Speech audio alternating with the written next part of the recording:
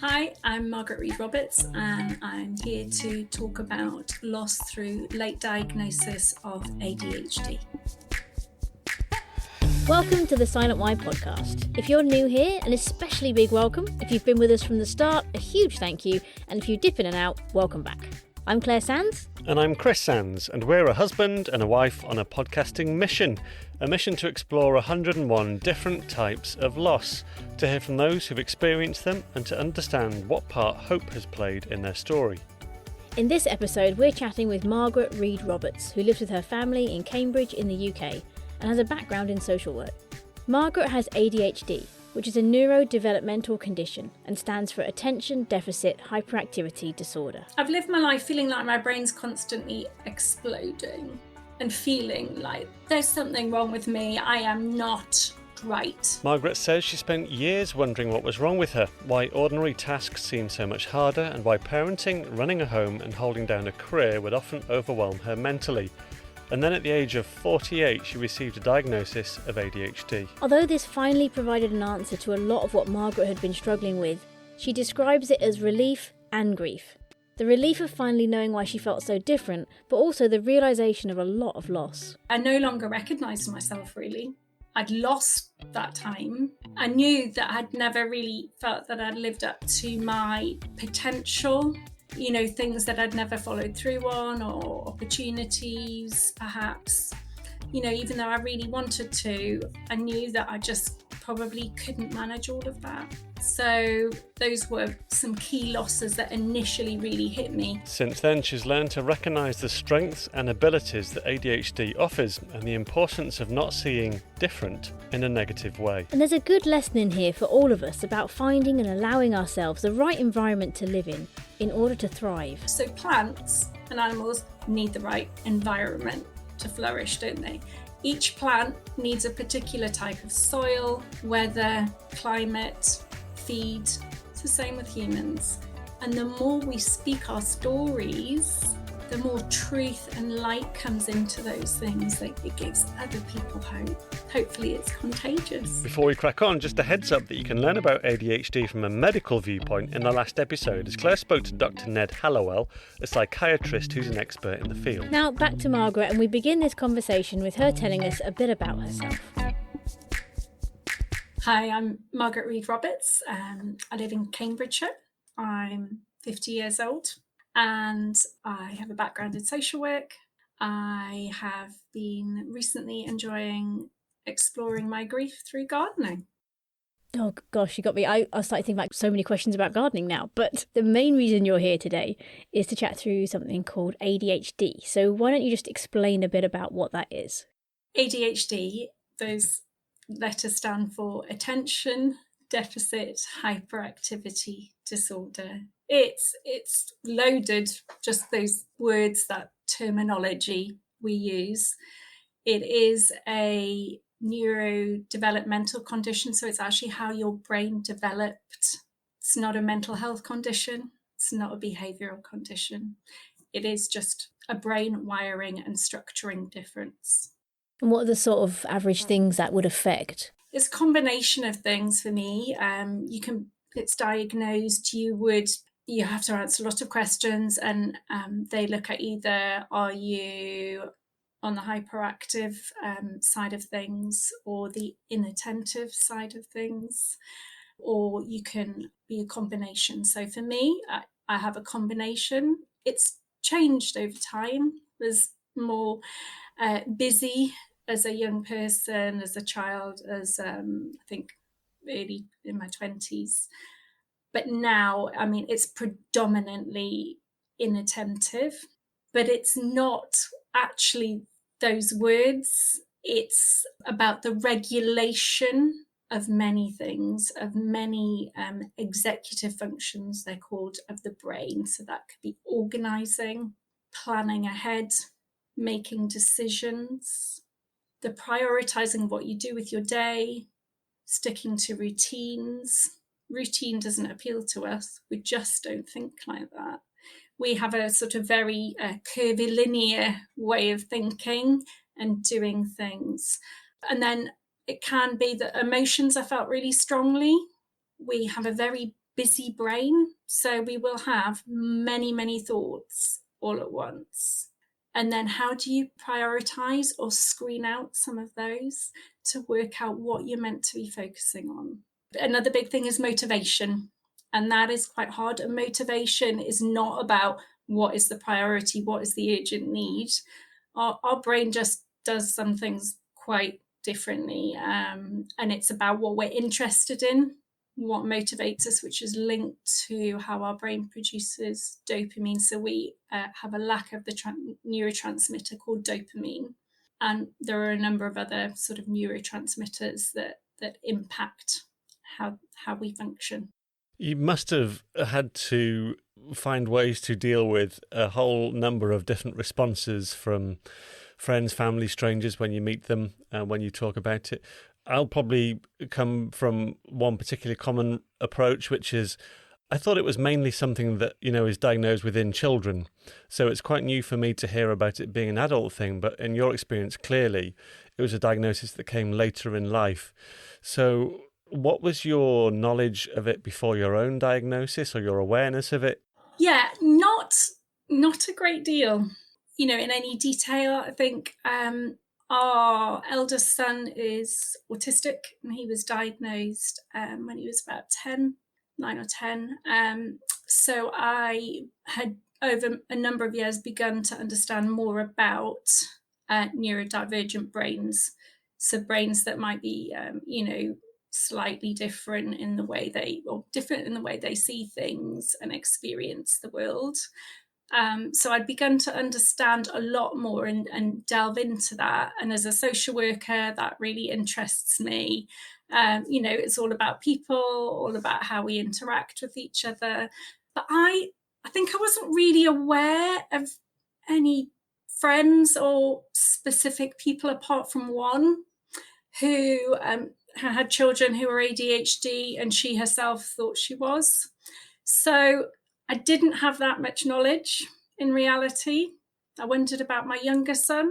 And then when I began to realize that I was really, really struggling in my perimenopause, and it was more than perimenopause when I got HRT, it still was not sorting things. And then I took a step back, and you look across your life, there are lots of things that have been really hard for me that didn't seem hard for other people. That's when things came into focus and started making more sense for me. When was the diagnosis for you, and can you remember what your reaction was? Yeah, so just over 2 years ago, aged 48. So that's quite late. It was not a surprise to me, having understood more about it and actively sought a diagnosis and realised and looked at my family and looked at my genetics. And it was definitely something that really, really made sense to me. My main description is often, for me, this relief and grief, definitely. Did it feel like a loss of any kind initially? I know now, looking back, you do describe the losses associated to it. Did it feel like a loss at the beginning when you first got diagnosed? Yes, completely. So it's just like, who am I? What does this actually mean for me now? I'm not quite sure where I've come from and where I'm going now. I think I'd found the whole experience of perimenopause, which had caused a lot of cognitive function, but I had also been physically really, really unwell. It had completely undone me in many ways. I'd suffered a lot physically. I no longer recognized myself, really. So I'd lost that time. I knew that I'd never really felt that I'd lived up to my potential, things that I'd never followed through on, or opportunities, perhaps. Even though I really wanted to, I knew that I just probably couldn't manage all of that. So those were some key losses that initially really hit me, and then feeling really vindicated. I'm not a fraud. I always said I was struggling. I always said there was something that we still don't understand what's going on for me, and there's something wrong. So that was it. I'm guessing that's something that's quite hard to describe to other people, that there are losses involved if they don't quite understand the condition and what's going on there? Has that been something that's been hard to explain to others or kind of show to others? I think so, because we do think that grief and loss is associated with death or something, that's visible in terms of perhaps impact of an injury or an accident where you may lose a limb, or a physical nature of things. So yes, it's all hidden, and that's the thing. Neurodivergent brains are hidden, and they're sort of invisible, so people can't see the struggle often behind. Sometimes you'll see the struggle, but a lot of it can be hidden. Some people really do mask it, but a lot will be the minutiae of your daily life at home with your family, or just, you're having to work so much harder than a lot of other people. Because what a lot of people don't know is, or don't understand, is that the simple things, or that other people take for granted, that are simple and automatic, like prioritizing, organizing, easily remembering things, those things are really hard for us. But we can do really hard stuff. We can be really good in emergencies. We can have, really big picture things, make amazing connections between things. We're very passionate. A lot of us are really important social justice, very caring. We might run towards a crisis or somebody else's crisis, an emergency, whereas other people will just run away. And it's hard when it's internal like that, because it relies on you to describe it and tell other people about it. And if it's something that affects your thinking in some way, then that's very difficult in itself. I've experienced that, just hormone things, when you can't verbalize it yourself, or you're affected mentally, it's then very difficult to kind of talk about it, but you're the one who has to talk about it because you're trying to describe what's going on. I loved the analogy you used in one of your articles about it was like sand slipping through your fingers while you're holding a giant octopus. Yeah. Things like that are really helpful, I think, to show people what it actually feels like. Yes, because you can't actually even imagine that, can you, really? And that octopus and all those tentacles. And they've all actually, I don't know if you've watched that amazing program about the man who befriended an octopus. And that, how intelligent that octopus is. The different tentacles have different skills and different functions, and that is the brain, right? In many ways, there's a lot we don't understand. We just take a lot of our brain functioning for granted, but particularly with ADHD, there's a lot I feel I can't take for granted at all. I can't trust it to turn up when I need it. So that is very, it really affects your self-esteem and your sense of confidence and your belief in yourself. That's huge. And through life, people have experienced so much criticism and so much telling off. There's a statistic that I shared, that by the age of 12, children with ADHD receive on average 20,000 more negative comments than a neurotypical child by 12. So you can imagine what that then means for the rest of your life if you've already experienced that much negativity and that much struggle. And that's just with that. Much more likely to have experienced some trauma, bullying, because of all of those things, being different, perhaps struggling to fit in, feeling isolated. I just felt more misunderstood rather than different, because I'm a people person. I actually, socially, I'm okay. I might talk too much sometimes. I mean, listening to you talk, it sounds like there's so much that is good about ADHD, but we almost need to rebrand it as like an unreliable superpower. So it's there. There's so much good. It can help in so many good ways, just not maybe when you want it to. Yeah. Or sometimes it shows up at the wrong time or not at the right time, whatever it may be. I mean, there are things you can do about that, but it's moving forwards, trying to reframe things and reimagine. Actually, there are a lot of strengths, and we always see difference as something negative. We don't understand it. It's different to what we know in our experience. So we reject it and we see it as other. Whereas we're very, we recognize variance in nature, diversity, biodiversity. Well, we're biodiverse ourselves. So that is a really important thing. So plants and animals need the right environment to flourish, don't they? Each plant needs a particular type of soil, weather, climate, feed. It's the same with humans. And the problem is we need a slightly different and more supportive environment than people whose brains, I mean, we use the term neurotypical at the moment. Language keeps evolving and we keep reinterpreting what it means. But currently they're sort of phrases that are recognised, that people have neurotypical brains, and then people have brains that have, it's a different neurobiology, and it's a whole entity really, because it impacts you, in all your senses, various biological responses to things. It's big. Yeah, it's huge, and it's problematic in itself just calling other people neurotypical in some ways, because a lot of those people in that category won't be neurotypical because they haven't been diagnosed. Right. So it's looking like 1 in 5 people have a neurodivergent brain. And that's why you're seeing so many people come forward for diagnosis. It's not an epidemic. I mean, what a thing to say. It's just we're actually beginning to understand there's a lot more variety of how people function and how people do things.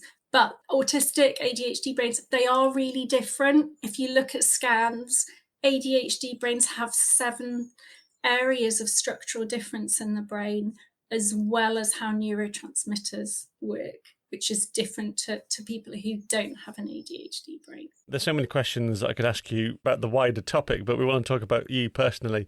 Something you said about that initial reaction as a 48-year-old really interested me, that mix of relief and grief. I know from what you've written elsewhere that you've found a lot of support through online communities. Is that element of relief and grief, is that quite common, or is that just personal to you? It is really common, I think, based on what other people say, because you've grown up thinking you're less than, that you're some awfully flawed human being who can't keep on top of the daily grind, who can't do things that other people can. So that becomes very internalized, but it can also be externalized for some people in working out their pain and their struggle. And the brain seeks dopamine. Our ADHD brains seek dopamine, and that's through exciting, novel, different, fun things. But there's an overlap with ADHD and addiction and risky behaviours as well for some people. That's not been my experience, fortunately, but that does happen. So that it's really complicated. But I think relief knowing, like, actually, there's nothing that I could do anything about. This is who I am. And that's quite freeing. So that's what I mean about the relief. It's freeing. You're freed from some of that. Why can't I fix myself? Why can't I do this? This constant questioning and doubting that a lot of us experience. And, the low self-esteem. I mean, in many ways, I'm quite confident. I'm outgoing. I'm an extrovert. I do know some of my strengths, but there's a lot inside, just preparing for this, constantly doubting myself. It's very real. And if you had had a diagnosis or that understanding, 10 years, 20 years earlier, are there any thoughts that you have on what you wouldn't have lost, what you'd have gained rather than having lost sort of that time? I think I would have really gained a sense of myself more. I think I would have been able to perhaps avoid repeated burnout cycles.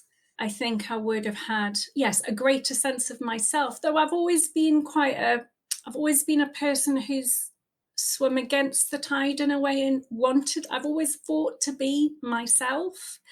Other people, I think more introverted ADHDers, hide themselves away. Because I'm an extrovert, I've not hidden away. I just want to be me and almost fighting to be accepted for me. I think perhaps that would have prevented some bullying I've experienced as a child and as an adult. I think it would have allowed me a greater compassion towards myself, as well as hopefully other people. I feel quite let down quite often.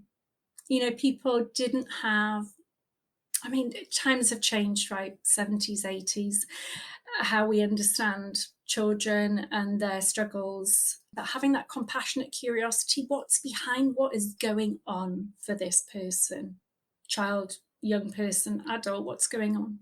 I can see there's some struggles. What's that about?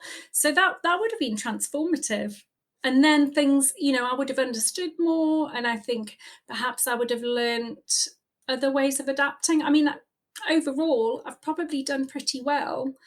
I was just like, well, how come I've got to 48 and not known, and nobody, and people haven't worked that out?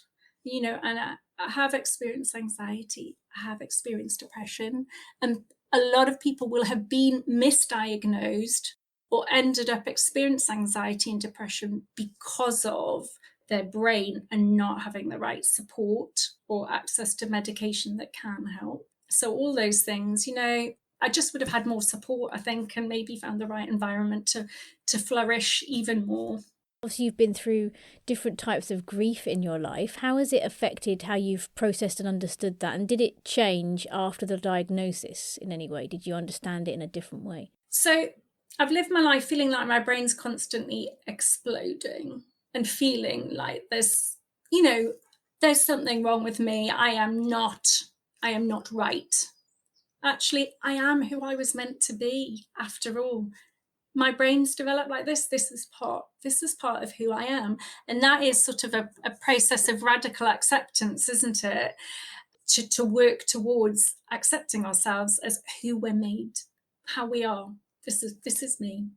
The Greatest Showman, this is me. I used to love another song when I was a teenager, also the same name, This Is Me by Climie Fisher. They're always things that have appealed to me and spoken to my heart and soul. But I think my experiences of grief, I think I now understand why I feel things so intensely, why I analyze things so deeply when I experience grief, whether it's my ADHD diagnosis or the loss of something or somebody. I've experienced multiple griefs in my life, lived with chronic health conditions and pain beyond ADHD. I think it helps me understand that what I'm feeling and why I'm feeling is okay. The ADHD, definitely, it's about you do feel things very, very strongly.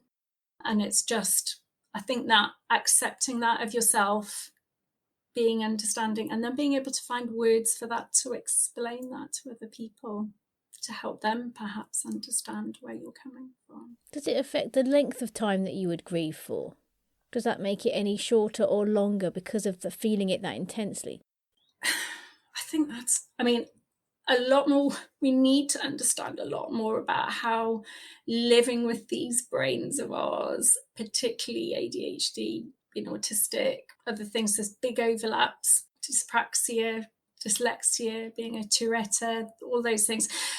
I think we need to understand more, but I do think that there's a potential to get stuck in grief because we have a tendency to ruminate, because our brains just overthink, constantly making those incredible connections. But that can be to our detriment, I think, sometimes, and being able to redirect that, those thoughts and feelings. I think grief is unique for each of us, whoever we are. But I think there is definitely, I think it's can feel more, and it's a whole body experience, and then it does make your executive functions even harder.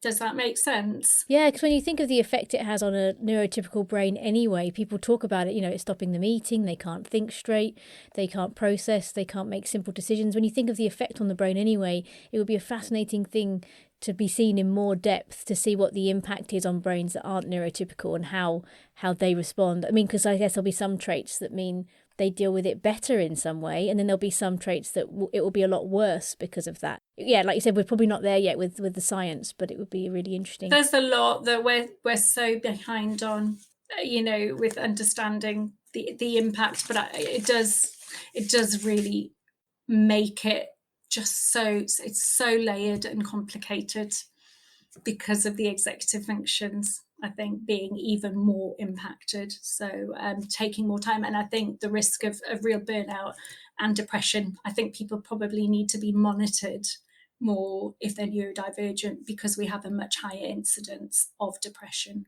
When it comes to looking to the future, what's your relationship like with thoughts, plans, ambitions, and also, above all of that, hope for the future?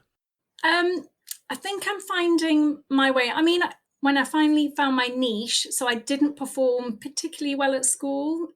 I suppose in comparison to other people, I did quite well. But for me, where I could have potentially, I should have got better GCSE and A-level grades, but I couldn't recall, I couldn't embed all that learning and then regurgitate it. Our education systems don't fit us well. You know, we are fitted into something that doesn't really speak to our strengths and doesn't support our struggles. Where am I going? I think I'm finding I've always been motivated by helping other people to feel better about themselves, helping other people live with challenges. That's what social work is about: empowering people, advocating, encouraging them to speak for themselves. You know, those listening, being able to listen and really be in people's lived experiences and the privilege of their stories, walking alongside them and helping them see strengths and then supporting the bits that they're struggling with. I had to give up the role I had before because of the burnout with the menopause and ADHD combination. And then I found a bit of a new direction, but it's still very much part of me and my skill set in terms of trying to raise awareness of the impact, particularly female ADHD, because there's been a ginormous gender bias, you know, like you said earlier about it being a boy thing. And when you get to adulthood, it's 1-to-1, male, female, non-binary. And across the world, if you actually peel away some of the layers of culture and how things are, it's across the world. It's the same percentage, really. Interestingly, the NHS, their data, they don't have any reliable data for ADHD in adults. It's really poor. We really don't have a good picture. I want people to feel that they're not on their own. I want people to feel that there is hope, that the more you understand about yourself and how your brain works, the more you can do things to move forwards with that. And actually, I think it is really, grief is very isolating, whatever kind of loss, because it is quite hard to put into words, isn't it? It's a very internal process. And then just making small changes for people, sharing things like this, I think that's quite important to me. I'm motivated to change things for the better, one person at a time, really. Did you find yourself ever getting stuck in or asking the question, why? Why me? Why have I got this? So I think I had many, many struggles and losses through childhood and into early adulthood, and some traumatic experiences as well. So I used to be very, very overwhelmed by those things. I used to find those really hard. But I got to a point, I think the turning point for me was when my husband was diagnosed with cancer, and we had lost 3 babies just prior to that. I think I was 5 weeks pregnant when he was diagnosed. Fortunately, that pregnancy continued, and that was our second child. But I think we got to that point where we're like, why not us? Why not? Not why, but why not? Because actually suffering is, it's just part of being human, isn't it? Really, that's how I see it. And then the turning it into something else to walk alongside people, to have greater insight, like you've done on these podcasts, using your losses to relate to other people. And the more we speak our stories, the more truth and light comes into those things. That gives other people a voice.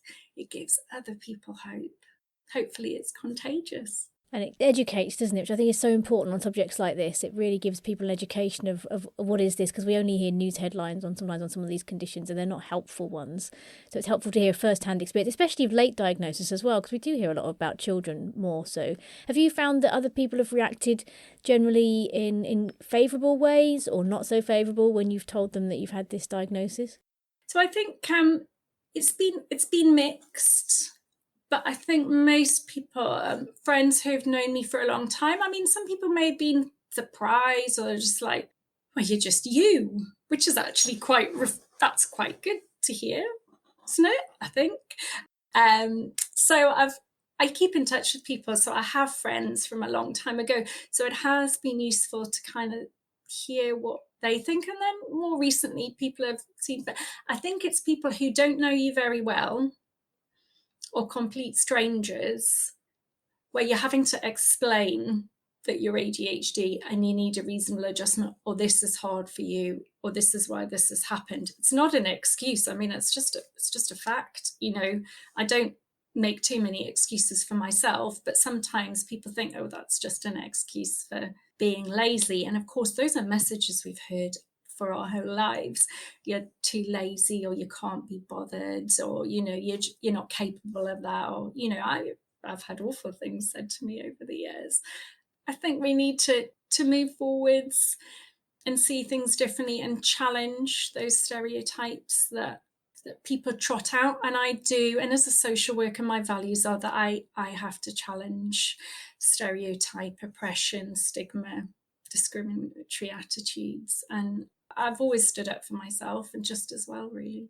Do you find, or have you found, whether through sort of online communities and stories, or even people you know, people being quite quick to self-diagnose rather than actually sort of get expert diagnoses? Is that something that's been an issue at all, or not? So I don't see it as an issue, because the way you get a diagnosis is actually often through self-identifying and then going, okay, I want to do something about this, and I want to understand more. And actually, one of the main reasons for getting a diagnosis, but definitely not the only one, is to perhaps access medication that may help.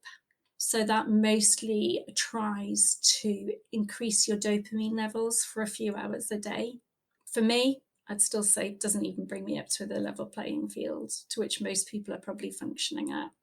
I think it's really important. And if we realise that the neurodivergent brains are 1 in 5, it is a lot more common, not just ADHD, but autism, dyslexia, dyspraxia, ADHD, they're a lot more common than we really recognise. So I don't have a problem with that.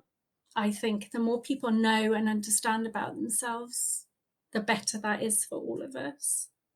And the more that they can be supported to reach their potential and to not struggle with those things. Recent research out of Bath University has talked about actually ADHD have an even higher mental health risks than autistic people. Why is nobody taking any notice? Nobody's realizing, the impact of living with those kind of brains. So there's negatives, but there are, we've talked about the strengths and the positives. There are a lot of entrepreneurs, there are a lot of artists, a lot of creative people, or just people who see things differently and like to go about and make changes for the better.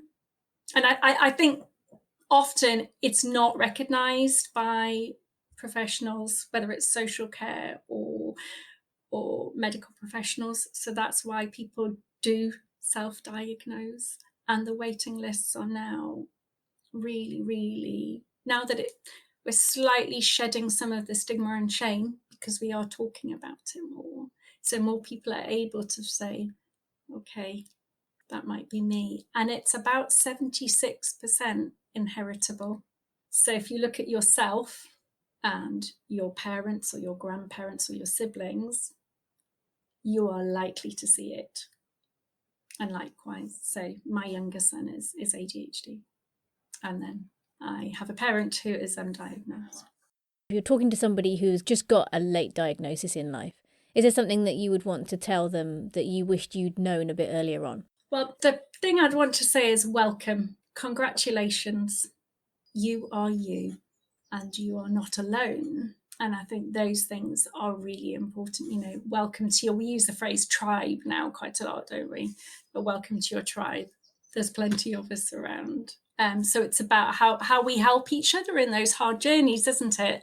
Which makes the load lighter to carry, makes us feel less isolated, more supported. Then we're more able to kind of fulfill our potential that has been wasted. If somebody sat there thinking, I think this probably is me, but they want something, they want a proper diagnosis, as it were, so it's on paper so that other professionals can see it's there, which can sometimes be very helpful because, sometimes there are conditions they think that somebody thinks they might have, but actually it might be something slightly different, which gives them even more understanding. Yeah, and there's a lot of overlap. So there are things people can go and do and they can get this diagnosis. Is that going to a GP? Is that your first port of call? Yes, it is. Some people do go privately if they can afford it. There is Right to Choose.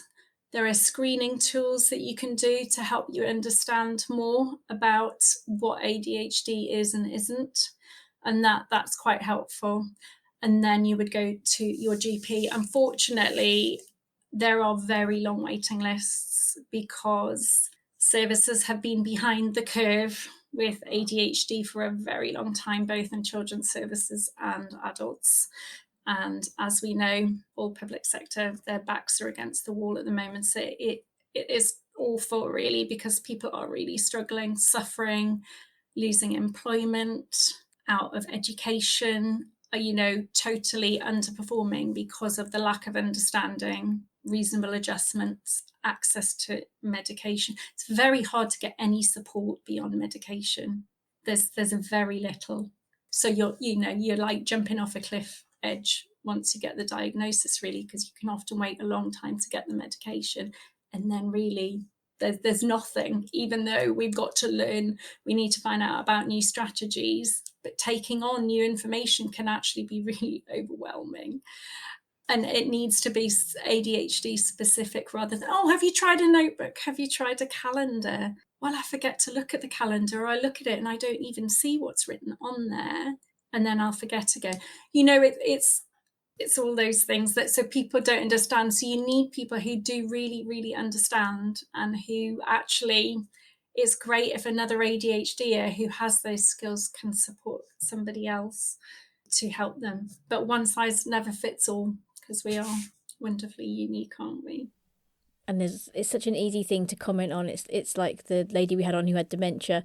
She says she forgets things, and people say, I forget things all the time. Or with hormone stuff, people are like, well, we all get bad days. We all feel a bit down. There's always those comments that people make that just sort of belittle what you're going through and make you question it sometimes. If you're not in the right place, it makes you start to question your own kind of sanity. Yes, it's very dismissive and it's quite really invalidating, actually, because it's a huge struggle to get to that point. Often it is very effortful to achieve things, and people will be working a lot harder. Though some of those strengths, some things come really, really easily, but a lot of things you do have to work at a lot more. And I think the good thing I think about getting a diagnosis, but you don't actually need a diagnosis, is that ADHD is protected under the Equalities Act. It's a protected characteristic. So legally, reasonable adjustments need to be made in school. Schools don't always realise that, or don't always do those things, and employers as well, and access to services and things. That is really important. So, the law actually protects us and recognises some of those struggles. You've recently mentioned a couple of times in your answers with a clear heart for being able to draw attention to or raise awareness. You use the words to give others hope. What about yourself? What about this, or have you done, what gives you hope? What do you hope for? What do you hope in? I hope in who I am made to be.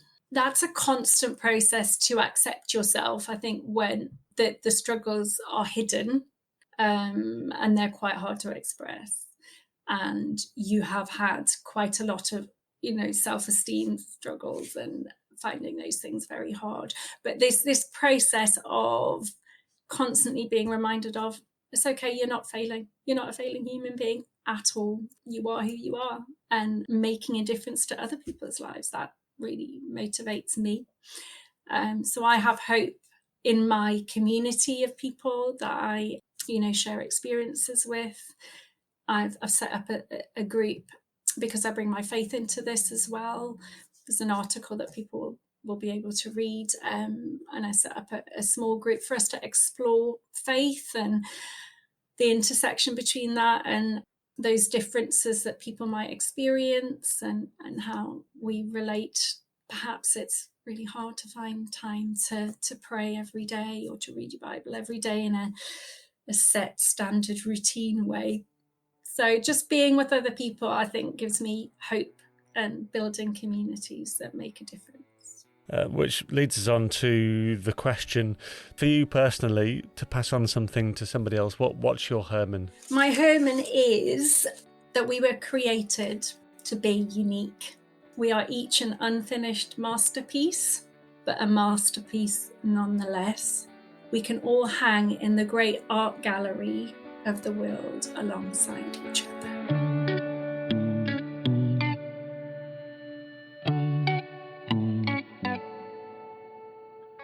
Such affirming words. We are all a unique masterpiece, but we're also all a work in progress. After we finished recording, Margaret was talking to us about the importance of realising that it's not about what we can do, or what we can't do, or what job we do, but rather who we are in humanity. And so often to understand that, it's curiosity and compassion that are the key, not just for ourselves, but also for each other. If you need to learn more about ADHD as a diagnosis, then download Claire's previous Let's Chat episode with psychiatrist Ned Hallowell, who's an expert in the field. To find out more about Margaret, she's on social media. You can find her on Facebook and Twitter, and we'll put links in the show notes. And if you don't have a clue what a Herman is, then you need to check out thesilentwhy.com/Herman immediately. And you can also find more information about us on the website as well. Or visit @TheSilentWhyPod on pretty much most social media platforms, or check out the links in the show notes. We can also support the podcast by buying Claire a fancy tea on buymeacoffee.com. We're finishing this episode with a favourite quote of Margaret's from the very famous book The Boy, the Mole, the Fox and the Horse by Charlie Mackesy. "What is your best discovery?" asked the mole. "That I'm enough as I am," said the boy.